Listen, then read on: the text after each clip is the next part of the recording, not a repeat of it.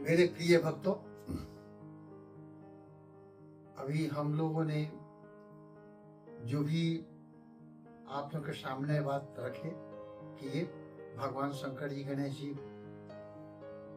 अब हम माँ शक्ति की उपासना के विषय में बता रहे हैं। माँ शक्ति के पूजा हर साल 4 नवरात्र होता है, ये सब कुछ जानते हैं। गुप्त नवरात्र भी आता है, जैसे अभी 2026 में जो गुप्त नवरात्र है वह 15 जुलाई से शुरू है और 24 जुलाई तक रहेगा।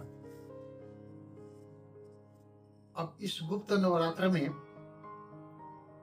बढ़िया मुहूर्त दिन में 1:23 तक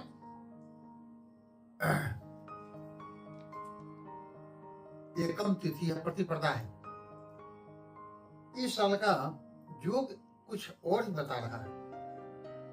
जैसे आप लोग सुने होंगे, बहुत से चाहे कहते होंगे या आपके गुरु पुरोहित इष्ट मित्र या ज्योतिषी विद्वान लोग कहते होंगे कि रवि पुख योग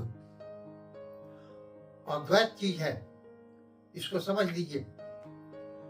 गुरु पुख योग जिस दिन रविवार है, अगर पुख नक्षत्र हो गया तो रवि गुरु पुख योग कहलाता है।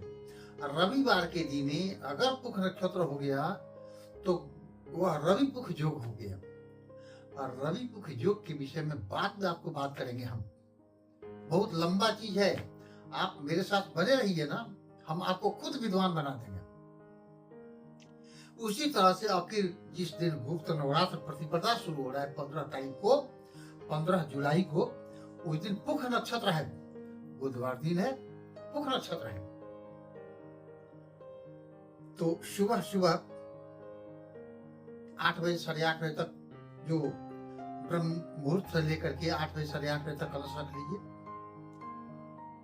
नहीं तो फिर 9:30 बजे से लेकर के 12 बजे तक कर लीजिए। 12 बजे के बाद फिर अवकाल आ जाता है, इसलिए आप कलश स्थापना कर लीजिए। अभी वर्तमान में जो 26 तारीख को बीता है, 22 तारीख से 26 तारीख तक अंबुबाची मेला, अंबुबाची तीर्थ स्थान माँ कामाख्या है। वह सिर्फ माँ कामाख्या को उससे पूर्ण है।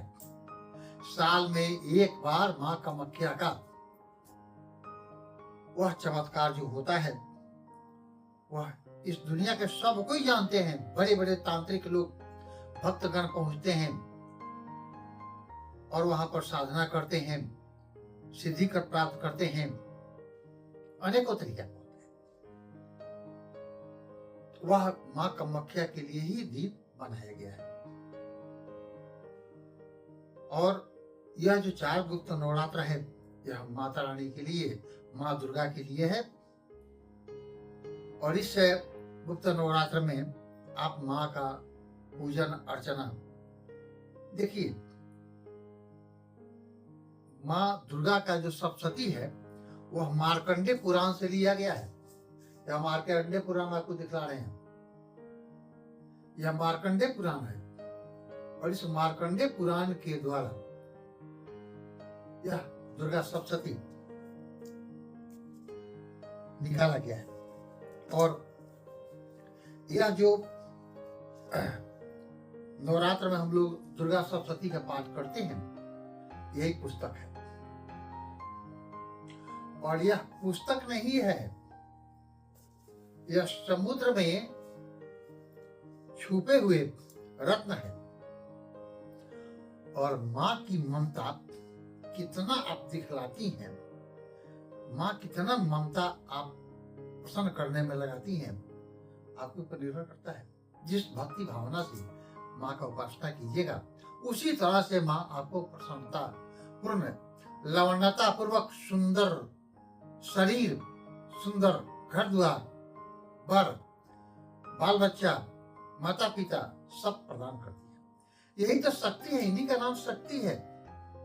और शक्ति कुछ नहीं है, ये शक्ति है, इनका नाम शक्ति है। और यही एक शक्ति है जो कि हम लोगों को शक्ति प्रदान करती है। माँ दुर्गा के जितना आराधना कीजिए,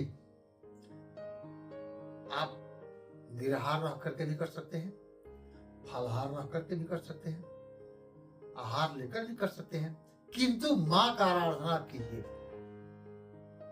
भक्ति भावना से। जिस तरह की आपकी भावना रहेगी माँ अवश्य पूरा करेगी।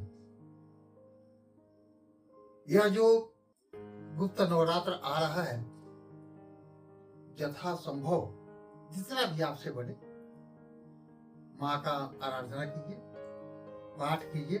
कवच अर्गला कीलक सप्तस्तुति दुर्गा सिद्ध कुंजिका स्रोत क्षमा प्रार्थना 13 अध्याय सब तो पाठ करने के लिए ही है। जितना संभव हो उतना कीजिए। घर द्वार का जितना भी काम है उसको निपटा करके भगवती के पूजन में जितना भी समय हो सके, जितना समय दे करके और विधिवत ढंग से आप पूजा कीजिए। एक बात है कि बहुत से लोग कहते हैं कि 9 दिन में 9 तरह का हम भोग लगाएंगे। बात सही है। माँ को प्रसन्नता पूर्वक जो भी शुद्ध है, बढ़िया भोग है, वह समर्पण कीजिए, कोई दिक्कत नहीं है। लेकिन आपके सामर्थ्य के अनुसार निर्भर करता है। आपको घर में जो भी उपलब्ध है वह लेकर के माँ के आगे हाजिर हो जाइए। माँ अत्यंत प्रसन्न होती है और माँ आपको आशीर्वाद देती है।